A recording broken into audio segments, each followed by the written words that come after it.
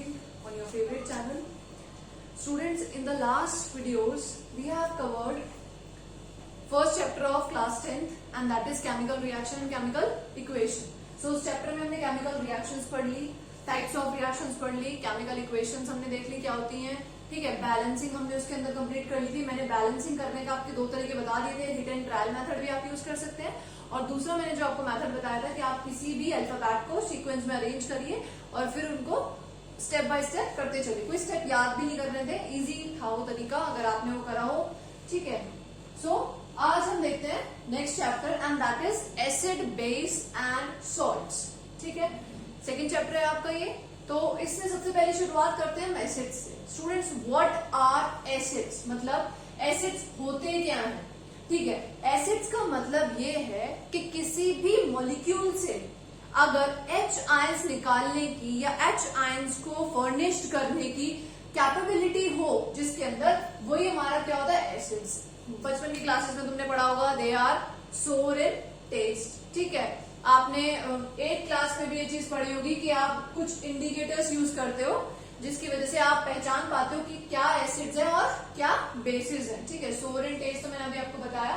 तो जिनमें से H आयंस फर्निश्ड हो सकते हैं वो हमारे क्या हो जाते हैं, एसिड्स हो जाते हैं. और उन्हीं को अगर हम वाटर के अंदर डिसॉल्व कर दे या फिर एक्वस सॉल्यूशन उसका बना दे तो वो हाइड्रोनियम आयन बना देते हैं.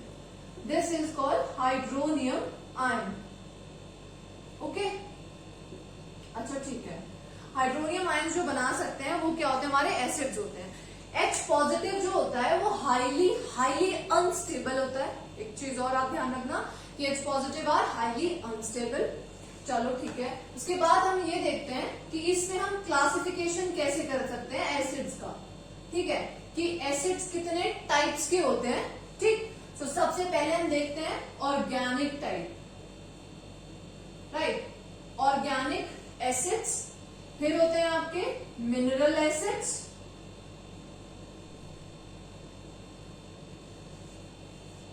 Next is your weak acids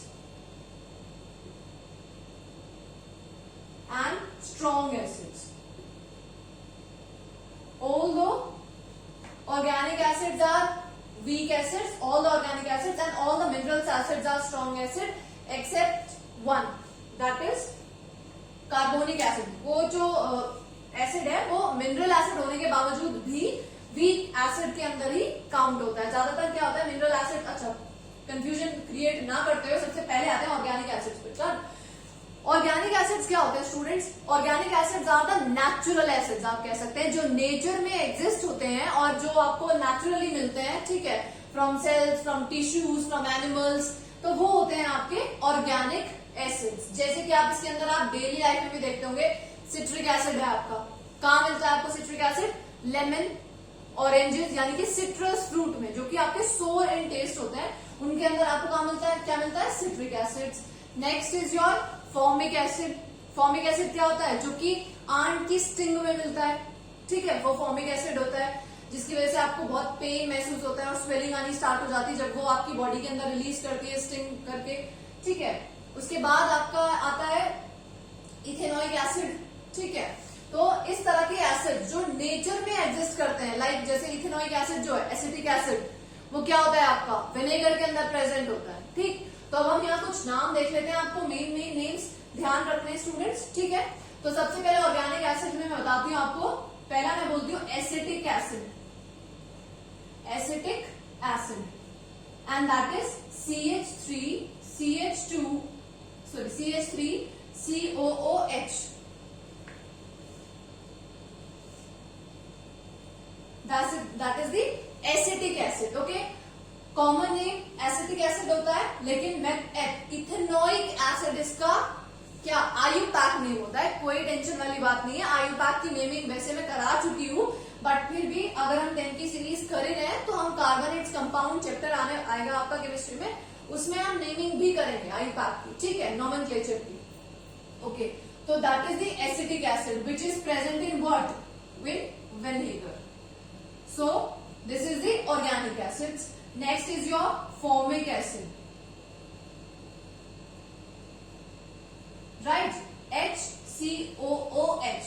ethanoic acid acid भी से आप कह सकते हैं, फॉर्मिक एसिड भी, जो आपको स्टिंग ऑफ आंट में या बी में देखने को मिलेगा, राइट। नेक्स्ट सिट्रस फ्रूट्स में जो मिलता है दैट इज सिट्रिक एसिड। तो these are the natural acids और ऑर्गेनिक एसिड जो आपको नेचर में एग्जिस्ट करते हैं, नेचुरली जो मिलते हैं आपको, these are the organic acids and that is why they are the weak acids. Okay, अब वीक एसिड का क्या मतलब है कि क्यों ये वीक है, क्यों इन्हें स्ट्रॉन्ग बोल रहे हैं।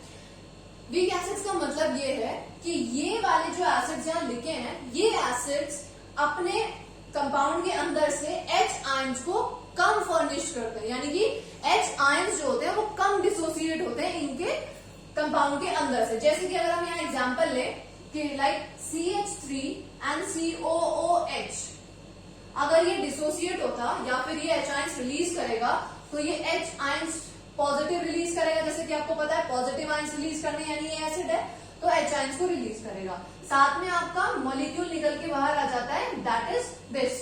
ठीक है, अच्छा तो अब ये वीक एसिड्स होते हैं तो ये H आयंस रिलीज ही नहीं करते है ना, बट ये वीक एसिड्स होते हैं और ये H आयंस भी रिलीज करते हैं, लेकिन इतने ज्यादा अमाउंट में रिलीज नहीं करते। मतलब अगर मैं यहाँ 100 मॉलिक्यूल्स किसके लिए ले रही हूँ, एसिटिक एसिड के 100 मॉलिक्यूल्स अगर मैंने ले लिए तो ये सिर्फ 10 या 5 या 7 इतने परसेंटेज में ही रिलीज होगा, बाकी सारा 95% क्या हो जाएगा, मॉलिक्यूल की फॉर्म में निकल जाएगा बाहर। यानी कि ये लगभग मतलब 5 to 10 या 10% के आसपास ही रिलीज होता है। तो यानी कि देखो 100 में से 10% ही निकल रहा है, तो यानी कि इतना अच्छा H आयंस को रिलीज नहीं कर पाते, that is why they are the weak acids. Okay, चलो ठीक है, ये वीक एसिड्स की फॉर्म में प्रेजेंट होते हैं, आपके स्टिंग ऑफ आंट में आपका प्रेजेंट होता है। ओके चलो, तो हमने ऑर्गेनिक एसिड्स पढ़े और वीक एसिड भी हमने देख लिया कि इन्हें क्यों वीक एसिड्स बोला जा रहा है। Question arises that in acetic acid और इन फॉर्मिक एसिड्स, ठीक है, ions are present, molecules are present, ion and molecule are present और नन ऑफ दीज। इस तरह से क्वेश्चन अगर आ जाए कि आपको दिया जा रहा है फॉर्मिक एसिड्स या फिर आपको दिया जा रहा है एसिटिक एसिड, ये दिया गया आपको एसिटिक एसिड और बोला गया कि बताइए इसके अंदर आयंस बनते हैं या सिर्फ मॉलिक्यूल्स बनते हैं या फिर आयंस और मॉलिक्यूल्स दोनों बनते हैं, ठीक है, और या फिर नन ऑफ दीज। ठीक है, इनमें से कोई भी ऑप्शन नहीं है। तो आपका आंसर होना चाहिए आयंस एंड मॉलिक्यूल, जो कि हमने अभी देखा कि H पॉजिटिव तो आयन की फॉर्म में निकल जाता है और आपका CH3COO नेगेटिव एक मॉलिक्यूल की तरह रिलीज होता है। मतलब अगर हम एसिटिक एसिड का एक्वस सॉल्यूशन बनाने लग जाएं तो H पॉजिटिव आयंस निकलेंगे और CH3COO नेगेटिव मॉलिक्यूल्स भी रिलीज होंगे। तो यानी हम कह सकते हैं कि ऑर्गेनिक एसिड्स के अंदर आयंस और मॉलिक्यूल्स दोनों प्रेजेंट होते हैं। डन, ओके, चलिए नेक्स्ट आते हैं हम किस पे, मिनरल एसिड्स पे। अच्छा स्टूडेंट्स, मिनरल एसिड्स क्या होते हैं, जिन्हें आप कोर ऑफ अर्थ या फिर मिनरल्स से फाउंड करते हैं या ढूंढते हैं, निकालते हैं और फिर उनको रिएक्शंस के थ्रू गो थ्रू कराया जाता है लैब वगैरह के अंदर, और उस टाइम पे जो एसिड्स तब एस्टैब्लिश्ड होते हैं that is the mineral acids. अच्छा, इसमें मिनरल एसिड्स में क्या होता है, इसीलिए they are very strong acids, ठीक है, जिसमें आपका क्या होता है HCl that is the hydrochloric acid, HNO3 that is the nitric acid, H2SO4 sulphuric acid, okay, H3PO4 that is the phosphorus acid and और H3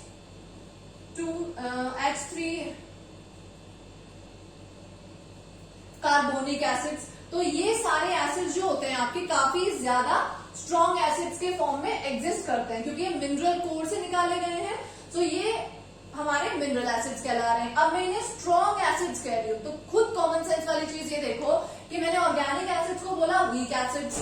रीजन क्या दिया मैंने, रीजन इज दैट कि उनमें से H आयंस लेस फर्निश हो रहे हैं, मतलब H आयंस उतने अमाउंट में नहीं निकल पा रहे जितना वो एक्चुअल में कंपाउंड था। डन, लेकिन इनमें ऐसा नहीं होने का, इनमें जितना H आयंस टोटल है वो सारा का सारा रिलीज हो जाता है। ओके स्टूडेंट्स, अच्छा H2PO4 भी होता है, H3PO4 भी है, H2PO4 भी है, that is phosphorus and that is phosphoric acid, ठीक है। ओके, तो इस तरह के एसिड जो भी होंगे, अच्छा ओके, अभी फिलहाल आपको पढ़ना है that is the HCl, HNO3 and H2SO4. These three are very strong acids. अच्छा ठीक है, strong acids in that sense कि अगर मैं यहाँ पर HCl ले लेती हूँ और मैं उसका एक्वस सोल्यूशन बनाने लग जाऊं, यानी मैं उसमें वाटर ऐड कर देती हूँ, तो मेरे H आयंस और क्लोरीन आयंस की फॉर्म में ही रिलीज हो जाएंगे. यानी अब हम ये कह सकते हैं कि मिनरल एसिड्स एक्वस सोल्यूशन में सिर्फ और सिर्फ क्या रिलीज करते हैं? आयंस. और हमने क्या पढ़ा? ऑर्गेनिक एसिड्स क्या करते हैं? आयंस प्लस मॉलिक्यूल्स दोनों रिलीज होते हैं, और मिनरल एसिड्स में सिर्फ और सिर्फ क्या रिलीज होंगे? आपके आयंस. ठीक है, अभी आपको ये तीनों ही ध्यान रखने हैं, HCl, HNO3 एंड H2SO4. अभी मैंने एक एक्सेप्शन केस आपको स्टार्टिंग में भी बताया था. All the mineral acids are strong acids except this carbonic acids. Carbonic acid बहुत वीक एसिड है as being a mineral acid. Mineral acid होने के बावजूद भी वो काफी ज्यादा मतलब वीक एसिड्स की फॉर्म में एग्जिस्ट करता है. ठीक है, और अगर सिंपल सी बात है कि अगर वीक एसिड्स की फॉर्म में कर रहा है, तो यानी कि अगर डिसोसिएट करेगा H आयंस को, निकालेगा, रिलीज करेगा, तो क्या बना देगा? HCO3. ठीक है, अब HCO3 की फॉर्म में निकल रहा है, यानी कि ये मॉलिक्यूल है और ये हमारा आयन है. तो हमारी वीक की प्रॉपर्टी क्या होगी कि जब भी वीक एसिड अपने अंदर से H पॉजिटिव आयंस निकालेगा तो साथ में मॉलिक्यूल भी निकलेगा. यानी ये निकालेंगे मॉलिक्यूल्स प्लस आयंस और ये रिलीज करेंगे सिर्फ और सिर्फ ions. Done. So this is the differentiation between weak acids and the strong acids. अच्छा ठीक है, अब हम देखते हैं बेसिसिटी ऑफ एसिड्स. मतलब what is this? Basicity of acids ये क्या हो गया? मतलब एसिड भी है, बेस भी है, क्या मतलब है इसका? देखो,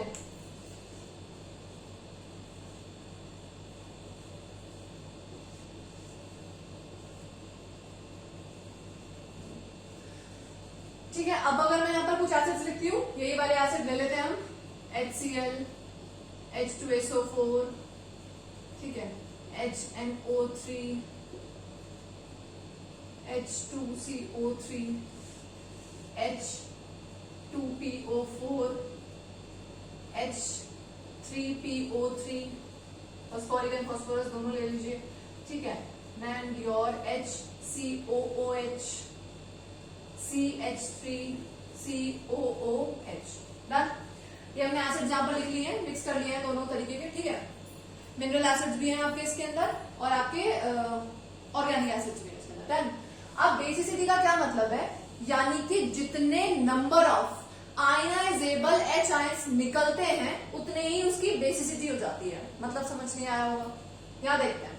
यानी जितने H पॉजिटिव आयंस वो रिलीज कर रहा है ना, उतनी उसकी बेसिसिटी होगी. इन सिंपल वर्ड्स ये समझो. मतलब अगर इसको हम डिसोसिएट करने के लिए एक्वा सोल्यूशन इसका बनाएंगे तो इसके अंदर से रिलीज होगा सिर्फ और सिर्फ एक H पॉजिटिव आयन, तो ये हो जाएगा मोनोबेसिक. यानी इसकी बेसिसिटी कितनी है? 1. यहां देखो 2 H है, तो इसका मतलब यहां से कितने निकलने वाले हैं? 2 H पॉजिटिव आयंस. तो इसकी बेसिसिटी कितनी हो जाएगी? 2. तो क्या हो जाएगा? Dibasic. ठीक है. Next is HNO3. यहां से भी क्या निकलने वाले हैं आपके? H positive ions. तो यहां पर भी क्या होगी? Basicity 1, mono basic. यहां पर क्या होगा? 2 H पॉजिटिव निकलेंगे यहां से भी आपके, तो ये भी क्या हो जाएगा आपका? Dibasic. यानी जितने H पॉजिटिव आयंस आपके निकल रहे हैं वही उसकी क्या हो जाती है? बेसिसिटी हो जाती है. आपका कहना तो अभी तो यही समझ आ रहा होगा फिलहाल आपको, राइट? कि देखो यहाँ पर 2 H है तो यानी डाइबेसिक हो गया, 1 H है मोनोबेसिक हो गया, 2 H है डाइबेसिक हो गया. यही समझ आ रहा है? अब वही चीज यहाँ एकदम चेंज है. देखो H2PO4 है. डन. हाइड्रोजन कितने हैं इसके अंदर? 2. अच्छा, H2PO4 अगर हम ले रहे हैं, H2 गलत हो गया, H3PO4 होना चाहिए. डन. H3PO3 और H3PO4. तो अब इसके अंदर हाइड्रोजन कितने हैं? 3. अच्छा, हाइड्रोजन 3 निकले. अच्छा, इस वाले के अंदर से भी आपके कितने निकलने वाले हैं? 3. क्योंकि देखो मेरा जो मेन लॉजिक है वो आपको ये समझाना है कि ऐसी बेसिसिटी हम किस बेसिस पे डिसाइड करते हैं कि जितने ऑक्सीजन के साथ हाइड्रोजन अटैच होते हैं वही H पॉजिटिव आयंस की फॉर्म में निकलते हैं, बस, और कोई रिलीज नहीं होता. समझ रहे हो बात? मतलब अब जैसे ये एग्जाम्पल अगर हम ले लेते हैं तो इसके अंदर आपके 2 हाइड्रोजन प्रेजेंट है, ठीक है, तो उस बेसिस पे तो ये क्या होना चाहिए, डाई बेसिक, जबकि ये डाई बेसिक नहीं होता, ये मोनो बेसिक होता है। सिर्फ और सिर्फ ये वाला जो H है वो ही रिलीज होता है H पॉजिटिव की फॉर्म में, ये वाले H को कोई फर्क नहीं पड़ता।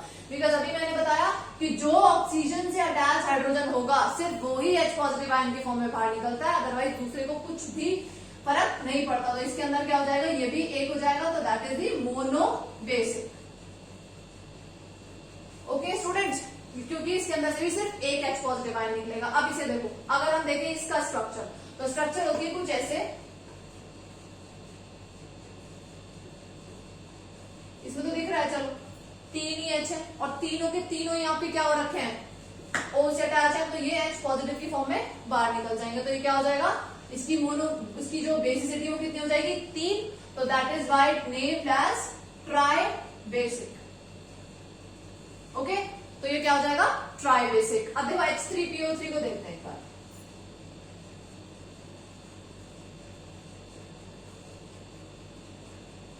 लुक एट दिस, ठीक है, ये इसका स्ट्रक्चर है। अभी मैंने क्या बोला, सिर्फ और सिर्फ वो H आयंस की फॉर्म में बाहर निकलेंगे जिनमें ऑक्सीजन से वो हाइड्रोजन अटैच हो रखी होगी। अब इस हाइड्रोजन को देखो, क्या ये ऑक्सीजन से अटैच है, नहीं, तो ये H पॉजिटिव आयन में रिलीज नहीं होगा। सिर्फ और सिर्फ कौन से होंगे, ये वाला और ये वाला, तो यानी इसकी बेसिसिटी कितनी हो जाएगी, 2, तो क्या हो जाएगा, ये डाई बेसिक। तो इसके अंदर क्या हो जाने वाले हैं, 2 बेसिसिटी हो जाएगी, तो that is the dibasic in nature. तो ऑल एंड ऑल आपको ध्यान ये रखना है कि अब देखो इसके अंदर हाइड्रोजन कितने हैं, 3, ठीक है, 4 है, मतलब 3 हाइड्रोजन कार्बन से अटैच है डायरेक्ट, यानी इसका स्ट्रक्चर कुछ ऐसा होने वाला है, यहाँ H जाएगा, यहाँ H जाएगा, दैट इज H, ठीक है, इस पे डबल बॉन्ड से O अटैच होगा एंड दैट इज दिस। अब देखो इस वाले स्ट्रक्चर के अंदर सिर्फ और सिर्फ आपका एक H है जो ऑक्सीजन से अटैच हो रखा है।